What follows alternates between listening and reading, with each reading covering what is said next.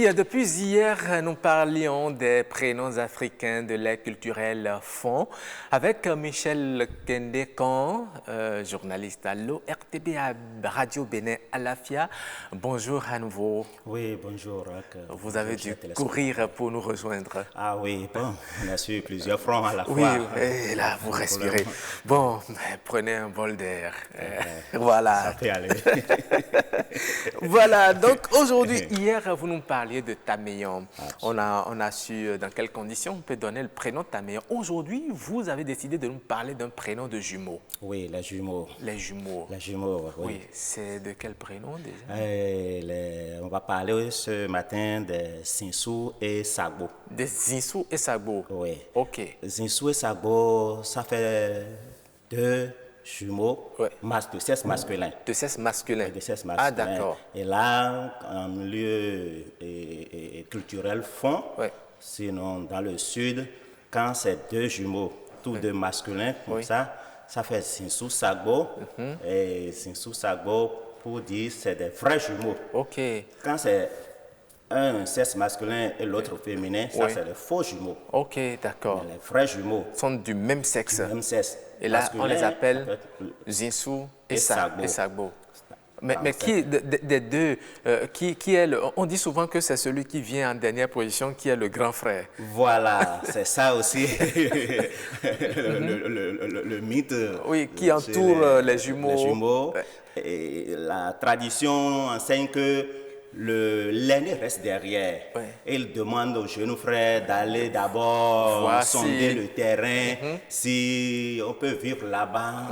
Donc, il prend tout son temps, il reste derrière. Et c'est le jeune frère qui vient d'abord, qui sort en première position. Et quand lui, il vient, le premier cri qu'il pousse, c'est ça qui rassure le second, qui dit oui, il fait bon vivre ici, tu peux venir, cher grand frère. Ok, donc si le premier ne pousse pas de cri, le second ne se lâche pas. C'est ce que la tradition enseigne. Nous savons tous effectivement que dès que l'enfant sort, l'enfant naît, il crie, puisqu'il est en contact d'un autre milieu, c'est une autre réalité, et là il crie pour se effectivement. C'est des cris de joie, d'être venu dans un monde qui vous accueille. Alors, dans ces conditions, quand on entend Zinsou et Sagbo, c'est qui le premier finalement? C'est Zinsou ou bien Sagbo? C'est le Sagbo qui est le plus aîné, qui est le plus âgé, qui est l'aîné. Le plus âgé, Sagbo. Sagbo.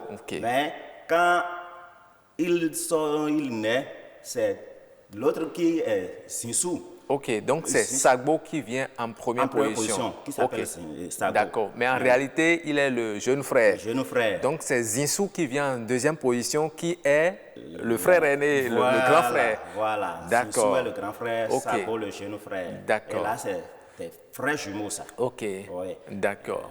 C'est ce qui se passe en milieu culturel fond. Quand on va un peu dans l'Ouémé, le Sagbo, bon, la consonne disparaît, on dit Sao. Ah, d'accord. Sao, Zinsou, Sao. Zinsou, Sao, ok. Si c'est dans le mono, Koufo, là-bas, on parler de Zinvi, Zingan. D'accord. Mais là, on a bien compris, hein, Zinsou et Sagbo. Zinsou, c'est le grand frère, mais c'est lui qui vient en deuxième position. Absolument. Et le Sagbo, c'est lui, le jeune frère, mais qui vient en première position. Et à travers le cri, il rassure l'aîné qui vient également. Comme on dit, le roi ne sort pas comme ça. D'accord. Le roi d'abord, en tout cas dans toutes les cultures, même dans notre administration, le chef reste d'abord. Absolument. Il envoie d'abord ses éclaireurs, tout et tout. Voilà. Merci. C'est exactement la même chose qui se passe. Merci pour cet éclairage, Michel Kendekan. Et comme vous avez commencé à prendre l'habitude, vous allez rester avec moi pour voir l'image de la capture. La capture.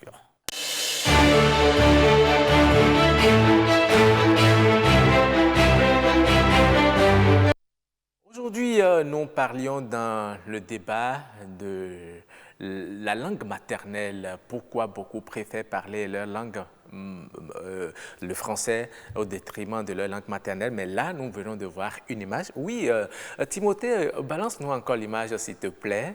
nous allons voir l'image et il y a quelque chose qui accompagne. Vous voyez certainement, tout le monde est passé par là. Lorsqu'on ne veut pas se laver et qu'on finit par vous rattraper, eh bien, on vous dit « attrape le seau rapidement ».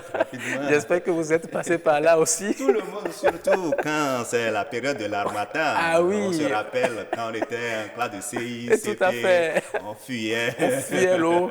Et quand maman vous attrape, attrape, eh bien, c'est comme ça se passe. Mais il y a un message qui accompagne. Je vais demander à mon infographiste Robles et Timothée, le réalisateur, de nous aider à lire. On dit, bon, tends tes pieds, quelque chose du genre, dis-le dans ta langue maternelle. Hein? Tends ton pied. Il y a plus. S'il faut dire ça, vous devez dire ça dans votre langue maternelle. Vous dites comment?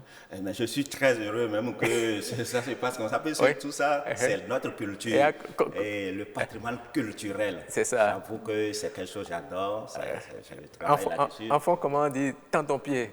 Très fort. Très fort, oui. Très fort, oui. Très fort, oui. Certains disent, sauf photographie. Parce que le petit refusait de se laver, la maman est déjà sous les nerfs.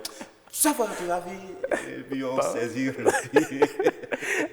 C'est ça, ça nous rappelle l'enfance et ça nous permet aussi de faire un petit exercice, de parler notre langue, de transcrire, traduire une phrase en langue. Il faut souvent faire cet exercice-là. Pour y aller au développement, puisqu'aucun peuple ne se développe en dehors de sa culture, en dehors de sa langue.